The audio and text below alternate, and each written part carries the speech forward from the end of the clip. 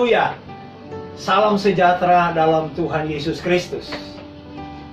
Saya bersyukur kepada Tuhan kita boleh berjumpa lagi dalam pembacaan firman Tuhan yang kita akan baca saat ini di dalam Filipi pasal 2 ayat 9 dan 10. Demikian firman Tuhan, Filipi pasal yang kedua ayat 9 dan 10 yang berkata demikian.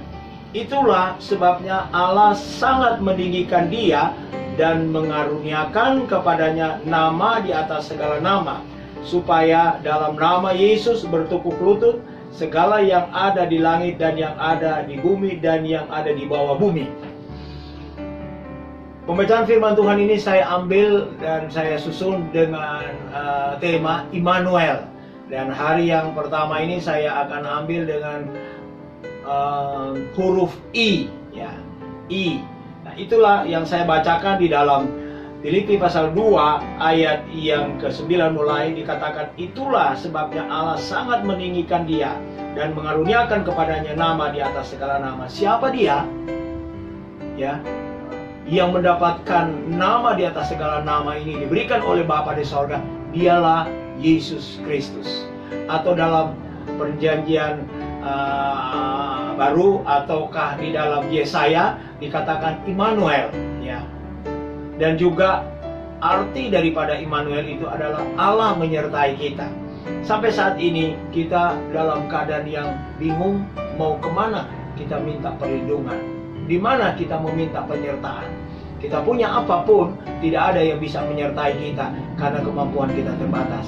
Tetapi ada yang menawarkan kepada kita penyertaan. Itu tidak mudah. Zaman ini, hari ini ada orang yang bilang saya beserta dengan kamu. Itu tidak gampang. Orang akan tanya, boleh bayarnya berapa? Ya, pakai dolar kah atau pakai rupiah? Kita juga kalau mau pakai rupiah juga nggak ada duit. Tapi ini ada tawaran yang diberikan oleh Immanuel itu, yaitu dia akan menyertai kita. Siapa dia? Sekali lagi, dia adalah Yesus. Dan dia akan memberikan penyertaan bagi kita. Bukan hari ini saja, besok, lusa, dan seterusnya. Ketika kita percaya kepada dia, maka kita akan mendapatkan satu penyertaan dari Tuhan. Karena itu adalah janjinya. Ketika kita mempercayai dia sebagai Tuhan dan Juru Selamat, maka kita akan beroleh sesuatu yang otomatis menjadi bagian kita. Ya, kecuali kita akan lari, kecuali kita yang tinggalkan dia, kecuali kita lupakan dia, kecuali kita yang lepaskan dia sebagai penyerta kita. Tetapi selama dalam hati kita, kita tetap yakin bahwa dia menyertai kita, maka dia akan sertai. Di dalam situasi apapun, apalagi sekarang dalam situasi yang menakutkan, ya, COVID-19, tidak ada satu kekuatan yang bisa menolong kita. Orang tua kita tidak mampu, dokter kita apalagi, ya, rumah sakit, dia akan bilang kamu kurung diri, karantina sendiri, ya, saya nggak punya ruangan di sini buat kamu jaga sendiri. Pusing nggak kita? Sudah sakit suruh jaga sendiri. Siapa yang mau jagain? Tapi ini ada tawaran, aku menyertai kamu. Ini luar biasa. Dan penyertaan itu bukan seorang presiden atau seorang gubernur atau seorang kaisar, tapi yang menyertai kita adalah Tuhan Yesus Kristus. Itu luar biasa, ya. Dia memberikan satu pernyataan akan menyertai kita.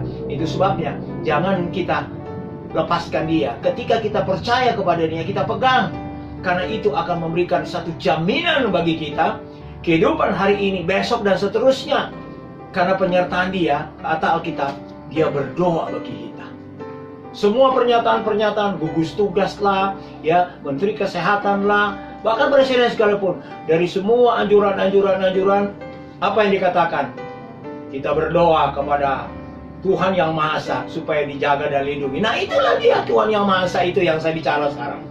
Bukan Tuhan dari mana, bukan Tuhan dari bulan, tapi Tuhan yang ada di Pancasila. Nah, itu yang kita gunakan. Buat apa kita bilang Indonesia, kita punya Pancasila, lalu kita tidak gunakan Pancasila sila pertama.